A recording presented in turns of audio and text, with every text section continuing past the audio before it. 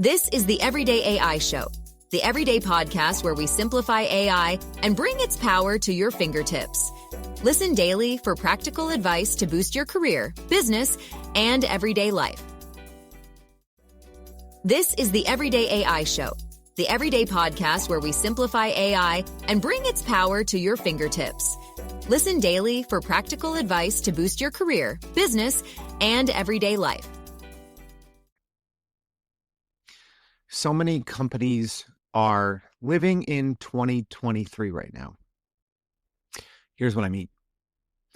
I can't tell you the amount of people that talk to me or pitch to be on this podcast and treat AI like it's something special, like it's 2023. Here's what I mean by that. If your company had fully implemented generative AI in 2023, you could do something with that. That could be your company's advantage. Yet here we are, 2.5 years later after the generative AI wave that was ChatGPT in November 2022. And so many companies still think, and they honestly believe, that using AI can be their company's advantage. I'm here to say you're wrong. And if you still think that way, not only is that a archaic way to go about building your company or your department, but I'm letting you know, you're going to get lapped. You're going to get passed up by smaller, more agile companies that understand AI isn't your company's advantage anymore. It's just the internet. All right. I'm excited for this episode. I hope you are too. What's going on, y'all? My name is Jordan Wilson, and welcome to Everyday AI. This thing is for you. Unedited, unscripted, live.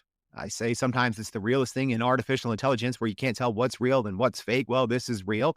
And if you're trying to grow your company and your career with generative AI, it starts here, right, with the live stream of the podcast. But if you really want to take it to the next level, you got to go to our website at youreverydayai.com because there you will find not just a place to sign up for our free daily newsletter, where we're going to be recapping the highlights of today's show and everything else to keep you in the loop with what's happening today in AI. But also you can go learn from hundreds of the industry's smartest, most creative, most innovative companies that we've interviewed on our show, all for free. So if you want the AI news, make sure to check out today's newsletter. But let's get straight into today's show. And let me just be blunt in saying this. I think this is one of those episodes I'm making kind of for myself, right? Sometimes we do these hot take Tuesdays, right? And let me know if you guys like this new kind of lineup that we kind of unofficially started a few months ago. So we do the AI news that matters on Mondays, hot take Tuesday, where I give you all a hot take, putting AI to work on Wednesdays. And then we generally do interviews on Thursday and Fridays. So today's hot take Tuesday. It's a selfish one. Let me be honest, because I get so many people all the time, right? Pitching me or trying to tell me about some innovative thing that their company's doing. And I'm like, you're using ChatGPT. This is not tech enablement. This is not disruption. And so many companies truly believe that just by using generative AI, by using large language models, that this is somehow a competitive advantage. And yes, this is a real thought by real enterprise companies here in the US and globally. So don't get me wrong. I'm glad that the conversation has turned from AI being this like, oh, should we touch it? Not sure, right? To now every single company does realize that they need to use it. But in today's show, I want to tell you a couple of things. One, I'm going to give you the AI versus internet test to see if your company's strategy or marketing is sound or useless. I'm going to tell you why your customers are using AI without even knowing it and how that impacts what your company does. And then I'm going to give you the 3 things that you should be doing instead of just slapping AI powered on your website or blindly saying that you offer something of AI value. So here's my straight up hot take, right? So you don't have to listen in the next 15 to 20 minutes. Number one, companies are just slapping AI powered blank on their website and they think that makes them innovative. I think that makes you look foolish. And I'll tell you why. Because AI is just the internet. Okay. The lines are blurring every single day. So many people are actually using and benefiting from AI and relying on AI without even knowing that they're using AI. So if you want to be so braggadocious, right, as a company and put out there how you're AI powered, AI enabled, it looks fairly foolish because that is the baseline. That is the expectation now. And I think most companies' AI strategy is embarrassingly basic. And we're going to prove that today. Hey, Douglas said, live stream audience, good to see you. Douglas, good to see you. Douglas said, I may need coffee for this. Hey, I got my coffee, got my hoodie on. I'm going hoodie mellow hoodie. Any basketball fans know what that is, right? Carmelo Anthony, when he had the hoodie, he was just in a vibe. He was just in a mood, right? I'm in one of those moods today where I think I just have to rip a little bit. All right. All right. But hey, live stream audience, it's good to see you as always. But I want some questions from you all.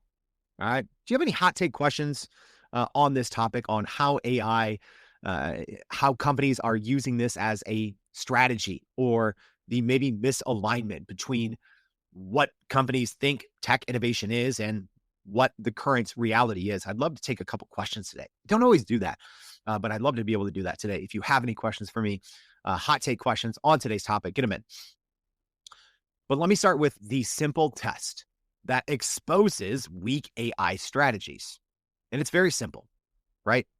Whatever your company's AI strategy is, right? And obviously, this isn't going to hit 100% of companies, but I think this will hit the majority of companies, right? When you say, we're going to leverage AI to do blank, blank, and blank. Are you going to slap that on your website? Are you going to send that over right in your proposal to a potential customer about how you're using AI? Here's the test. Swap out AI with the word internet.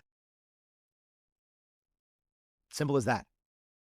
Now, if you say something like, we're an internet-powered company, it sounds absolutely ridiculous in 2025, right? We're an internet, right? But that's what I think you need to do. AI is the expectation, right? Slapping, AI like Flex Seal, right? If you remember those infomercials, right? There's a leaking boat and the infomercial guy, which by the way, I don't know why, even when I was like 8, 9, 10 years old, I loved staying up late and watching infomercials for stuff I would never buy. I was fascinated by them, right? But you're slapping the Flex Seal or whatever to stop a leaky boat. That's what companies are doing with AI.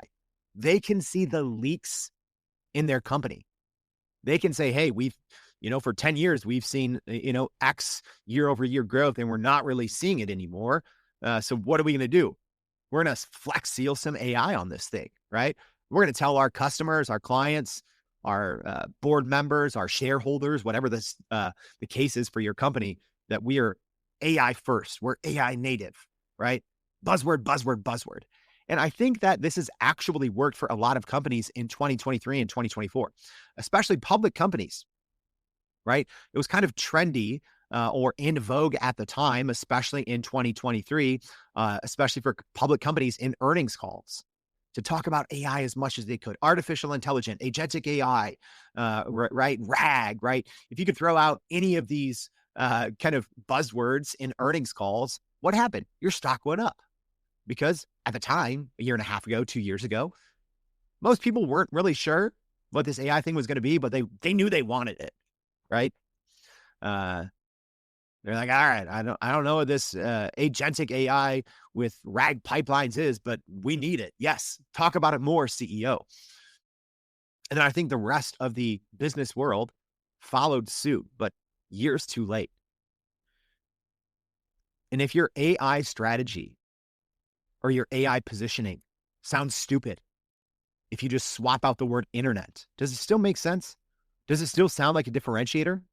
Probably not, because so many companies' AI strategy right now is thin and useless. And that's not necessarily a knock on every single company, because this is a wave of tech innovation that I don't think that we have a comparison to. And that's one of the reason why even companies that I think are ultimately still going to be successful and have been successful for many years or decades, I think are so behind the curve, because they're taking the digital transformation blueprint that they've used for every single tech innovation over the past couple of decades, right? Here's what we did with the internet. Here's what we did with cloud. Here's what we did with mobile. Here's what we did with social media. And they're applying that same blueprint, sometimes successful, right? Or in many cases, oftentimes their blueprint was successful, and they're trying to apply it to AI, which is why we are here in today's climate 2.5 years later. And I'm constantly having to face palm myself by seeing the position of a lot of big public companies and how they're talking about how they're using AI. And you've probably heard a lot of these rumblings, right? OpenAI CEO Sam Altman has, said, oh, there's going to be a one-person company that's going to be a unicorn, right? $1 billion company, one person, because of how they're going to use AI. Will that happen? Sure. But I don't think that's the diamond in the rough, so to speak, or the needle in the haystack, right? That's what it's going to be. That's going to be an anomaly. Will it happen? Absolutely. What you need to be worried about, what your company needs to be worried about, and what I ultimately think is going to happen, right? Oh, I'd hate to have the jobs discussion here, but this is the reality. So many companies are going to be laying people off in mass.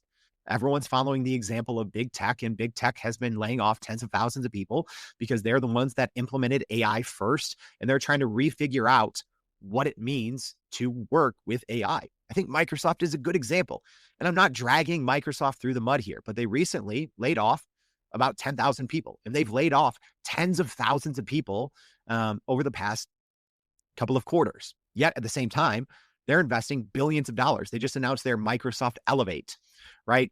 And a lot of people now have this sour taste in their mouth with Microsoft. They're like, okay, well, you laid off tens of thousands of people because of AI, yet you're investing, I think it was $4 billion in Microsoft Elevate, right? I'm double checking this here. I think it's $4 billion. Yes, $4 billion in cash and technology into essentially a program to help people learn AI. It's quite a cutting dichotomy, right? When we look at this technology and we're saying, okay, it's going to quote unquote take jobs, but then we're also investing in it because we know ultimately it's going to create jobs.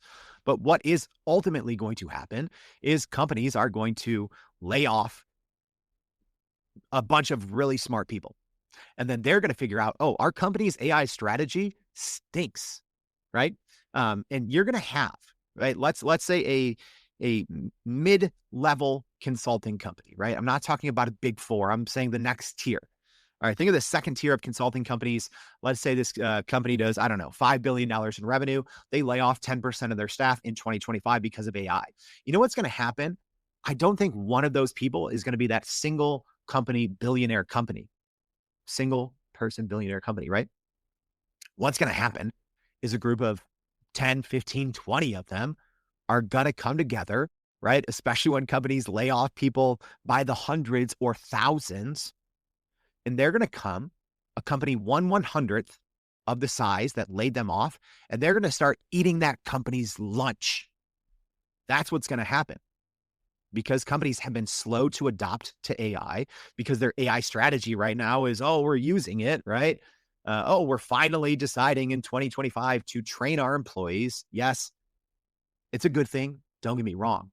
But you should have been training your employees in 2023 and 2024. So that's ultimately what's going to happen. And that's how I think companies are ultimately going to get exposed, by having a weak AI strategy, because ultimately they haven't been leveraging it in the way that I think smaller groups can. And here's another reality. People right now, they don't even know they're using AI. right? A good example of that is Google's AI mode.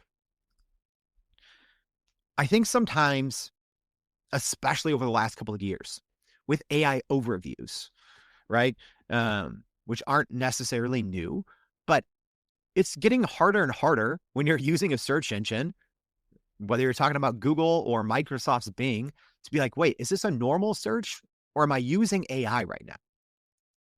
Because the lines are being blurred, and I think intentionally so. And I think that same concept is going to spill over into not how we work, but also into what customers and clients ultimately expect. They're going to expect your company to just be AI native, right? Let's even look at some examples. Google's AI mode right now, they just rolled it out, is already answering 2+ billion searches monthly. And I think most people don't even understand that they're using AI. Right now, 47% of search queries show AI results automatically without users asking. And Google processes 480 trillion AI requests monthly.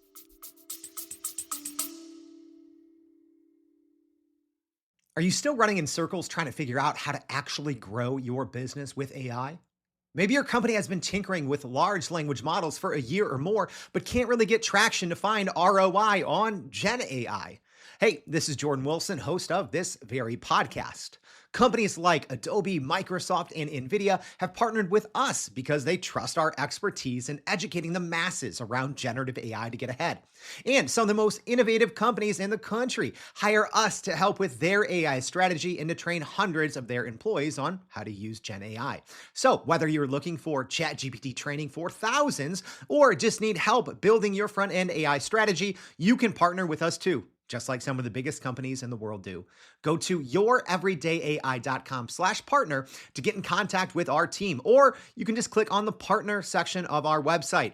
We'll help you stop running in those AI circles and help get your team ahead and build a straight path to ROI on Gen AI. Right across their whole suite of products. People don't even understand they're using AI because the AI is just becoming the internet. The lines are being blurred and it's creeping into everything in that employee's touch. As an example, right, not at the enterprise level, but the biggest companies in the world are just giving away their AI for free. Microsoft gives away Copilot free with Office subscriptions starting in January of this year. Google gives away AI for free. My gosh, if you're not using AI Studio, why? Google's AI Studio is absolutely amazing. One of the most powerful tools in the world. ChatGPT gives away AI for free, and their free version of ChatGPT is actually pretty good now, right? Whereas a year ago, if you listen to the show, I told you, don't touch it with a 10-foot pole. Now, ChatGPT's free version is pretty good for limited use cases. And right now, 90% of Fortune 500 companies are already running on generative AI tools. So if you, business leader, still think that just using AI can somehow help your company or department grow, compete against smaller and larger competitors, you're dead wrong. And consumers, like I talked about, they're going to expect you to be an AI native company. A lot of studies are saying that 95% of customer service will be using AI by the end of this year. 60% of people, according to a Microsoft survey, are using AI and they don't even know it. They're using AI at work and they don't even call it AI. And not using AI, your company, if your company's not using AI, your customers and your clients are going to look at you kind of funny, right? I honestly think for companies that aren't using AI in every aspect of their business by the end of the year, it's going to be like not having a website. Imagine if your company didn't have a website. Red flag, right? Or not having a phone number, especially for local businesses. Red flag. Not having a social media account. red flag. Consumers and clients will expect all companies to be AI native because no one wants to do those burdensome manual knowledge work transactions. No one wants those, right? I think of the meme, right? I'm going to see if I can pull it up here for our live stream audience. Let's see if I can, right? But there's one person. Here we go. All right, I got it. So there's one person here, in this cartoon that's saying, "Hey," let's see if I can share it here. There we go. Live stream audience, you got it.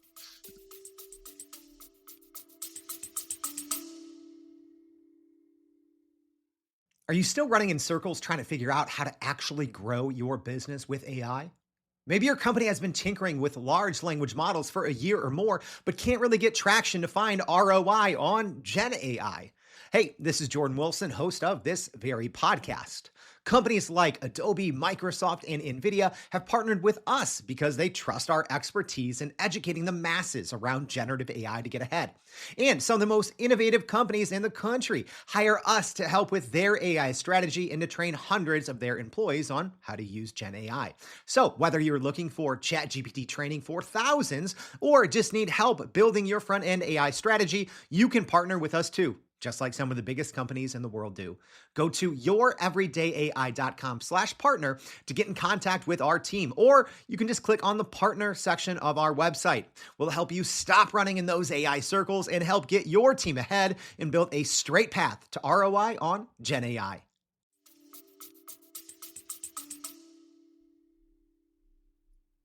So there's one person on the left-hand side and another person on the right-hand side. And each of these people are talking to a coworker, presumably at work. And the first one says, AI turns this single bullet point into a long email I can pretend I wrote, right? Oh, wow, look at this AI, so great. And then on the other side, presumably it's someone reading the email and talking to a coworker, and they say, AI makes a single bullet point out of this long email I can pretend I read, right? It's funny. But it's also, I think, indicative of how the business world is going to work soon. We're going to be cutting out all of that nonsense, right?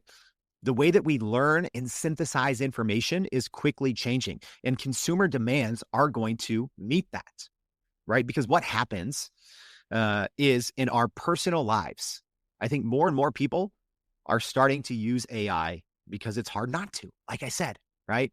We all use, Google on our phone or Bing on our phone or whatever, right? It's AI native.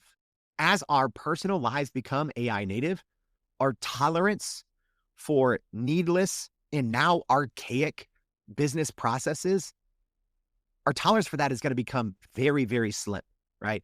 I'm not saying it's a good thing, right? But now we don't want a long email, right? We don't want to go on 50 different websites to find one single piece of information.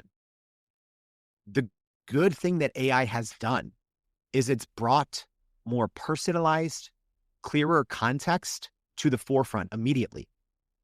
And what that means is in our personal lives and everything else, we're getting higher quality information faster. That's personalized to us. Consumers are going to expect the same thing. So you need to be an AI native company. And early adopters, I think, got rich, while other companies out there are still figuring out how to do a year-long AI pilot. You're out of luck if that's your company. So according to an IDC and Microsoft study, companies that moved early in generative AI received $3.70 for every dollar that they invested. But 74% of late adopters aren't making money or aren't able to measure a positive ROI on AI. So that's according to a Boston Consulting Group study. So if your company has not already gone fully in on AI, I'm not saying you can't find a positive ROI, you can, but you're going to have to drastically rework how your company works. because you missed the profit window, treating AI like a regular tech innovation, which it is not. I've always said, like, I've been trying to tell people this. AI is the internet. You can't treat it like this thing you can't touch.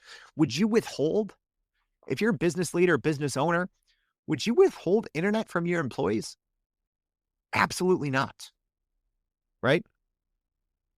We need the internet to read our emails, to research our competitors, to stay up to date with industry trends, to update your CRM, to look up information in your company's ERP. You need the internet. You need AI, right? And here's the thing. Now, as these large language models are growing in maturity, growing in capabilities, becoming more and more robust, they're cutting out even the middleman, right? Uh, there's companies now, right? I read a post as a simple example, right? Like, oh, you can book travel with AI, which I think is an absolutely terrible use case. And I don't know why all the companies are always showing this when they're showing off agents, right? Let's have this agent take 30 minutes to find you a hotel in Barcelona. No, thanks. I'd rather do it myself in a minute. However, now there's companies that are cutting out the middleman and they're just bringing that hotel information straight to a large language model. So a large language model doesn't have to go on third-party sites. That's what's going to happen, right? We've seen these large language models grow with their connectors, their integration. I'm not saying it makes retrieval augmented generation pipelines useless. It doesn't. But dynamic company data is going to become easily accessible in large language models if it's not already. And that's, I think, has changed drastically in the last couple of months. That's why you can't treat AI like some special thing that we have to, hey, let's talk about the board at this next quarter, and then we'll roll out a year-long pilot. You're going to lose money. Here's what's essentially happened. AI is basic infrastructure now. It's not a moat. It's not innovation. It's not digital transformation. It's the baseline. The AI market right now is growing 120% every year, and usage is doubling every 2 years. So let me get into some advice here. All right.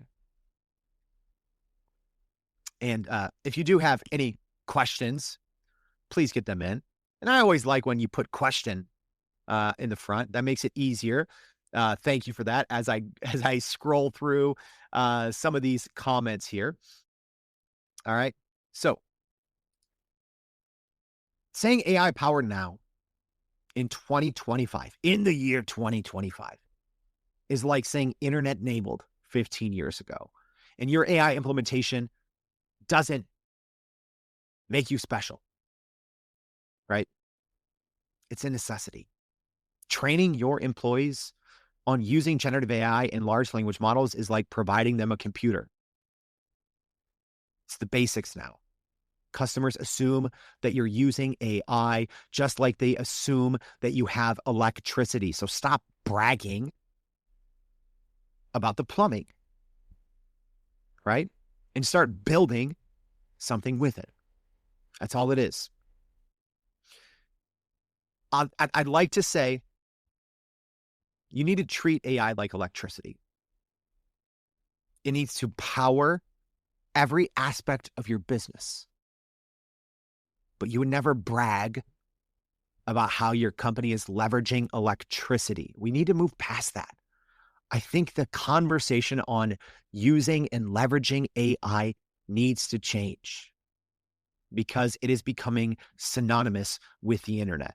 And all that is electricity. It needs to be powering every facet of your company. So let me tell you 3 things that you should be doing. All right. I just spent 20 some minutes getting this off my chest. All right.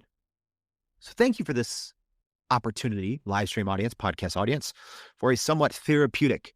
And I think honestly what this is I'm tired of, right? We get pitched all the time. Hundreds of companies a year pitch to be a guest on the show, which I'm grateful for. Don't get me wrong. And when I was getting these pitches 2.5 years ago, when companies are like, oh, we're using AI to accomplish A, B, and C, I'm like, oh, cool. it's a great use case. Let's interview you. And I don't know if anyone's realized this.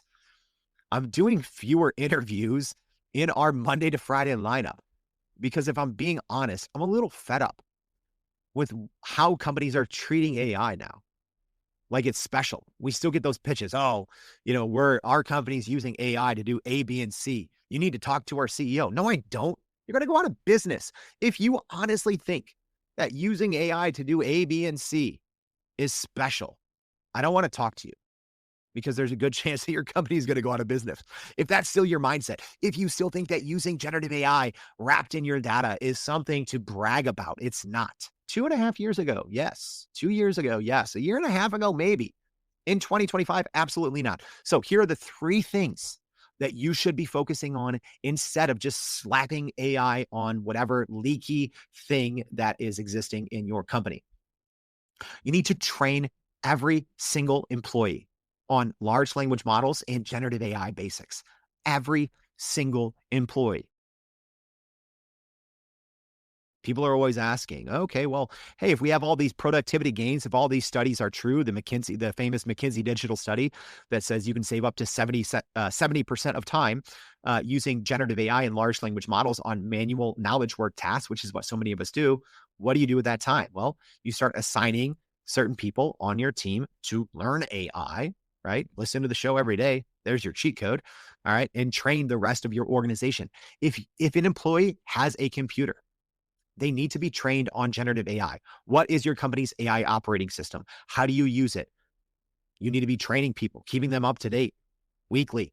That's how fast this space moves. You need to be training every single employee on large language models and generative AI basics. Number 2, you need to focus on developing internal use cases and benchmarks for your company. Not enough organizations are doing that, right? It's fine to rely on third-party benchmarks, right? There's plenty of third-party benchmarks. We talk about LM Arena a lot here on the show. That's great. But there's a certain point where large language models, for a large part, can become a commodity. You need to be finding use cases for your company, and you need to constantly be benchmarking those use cases on an ongoing basis. Learning and actually leveraging generative AI is an iterative process. It's not like tech innovation of decades past, where you, as an example, choose a cloud provider and stay with them for decades, right? It's not like, okay, here's our social media strategy, and we're just going to blindly post and hope something happens and have a lot of meetings about it and try to go viral, right? No, this is iterative. Large language models and the generative AI scape, it is a living, breathing thing. Take it from someone who covers it every single day. Your strategy that you feel so proud about, that was maybe sound a year ago, if you're still doing that, no, not going to make it. You need to be iterating, revisiting. It is a cyclical process. And then number 3, you need to develop a first-party data collection team that feeds your AI unique information. RAG is not enough. As we look at agentic AI, you need to start collecting reasoning data from your leaders, right? Sometimes we talk about the silver tsunami here on the Everyday AI show. So many companies are going to be losing decades of institutional knowledge. And it's not just the structured information that lives in spreadsheets and CRMs that you need to be collecting. You need to be collecting the expertise. You need to be collecting reasoning. You need to be collecting, curating, cleaning logic. That's what you need to be focused on. I think so many companies, especially enterprise organizations, they have all their structured data. It's not hard to, connect those and, spin up mini RAG environments. Now you can essentially do it in a couple of clicks in front end large language models, which is wild because you used to have to pay millions of dollars and spend a lot of time and hire some engineers to do that. You can now do a mini version of that with a couple of clicks in any front end large language model. So you need to be focusing on the future of AI, which is agentic AI, which is when you hand over decision-making processes to AI agents. You can't be focused on what has happened. You need to be focused on what is happening and how you can find that information and actually leverage it. So again, the three things: number one, train every single employee on large language model and generative AI basics. Two, focus on developing internal use cases and benchmarks for your specific business. And three, develop a first-party data collection team that feeds your AI unique reasoning information. All right, let's see. Might have a couple of questions. I'm going to try to get to a couple here. All right, couple questions. Here we go. Let's see how this goes. Marie.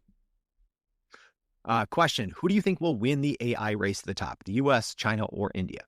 It's a good question, right? And it's actually kind of relevant to today's show, even though if you don't know it or not. I'll say this. Obviously, I'm based here in the United States. And most of the companies that I work with are based here in the United States. I don't know who's going to win. I will say this.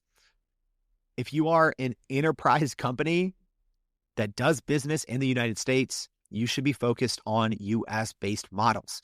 You should be focused on OpenAI, Google, OpenAI's ChatGPT, Google's Gemini, Microsoft Copilot, Claude from Anthropic. Those four, right? You shouldn't be using Chinese models, period. It's a huge safety issue. There's a reason why there's ongoing conversations of banning Chinese AI in the US federal government. Who do I think will win? I mean, honestly, right now, I think it's a two-team race. It's Google and OpenAI, at least when it comes to the kind of the frontier. Microsoft's in a very unique position with a 49% equity stake in OpenAI. So you can't count Microsoft out, obviously.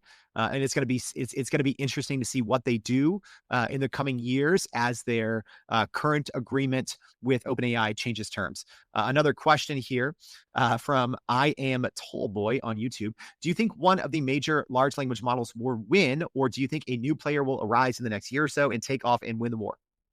No. It's going to be one of those four.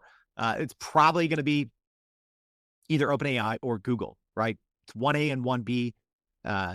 I'd say at least recently, it's been Google 1A and OpenAI 1B, but that could change next week. All right, Cecilia. Isn't an AI strategy a quality enhancing tool that requires re-engineering work processes, which most people don't take the time to do? Absolutely. Cecilia is right on the money here. And I think that's an important thing when it comes to AI strategy. So an analogy that I say sometimes is people think an AI strategy is looking at their current processes, their current SOPs, and just sprinkling a little bit of generative AI on top. We're like, oh, yeah.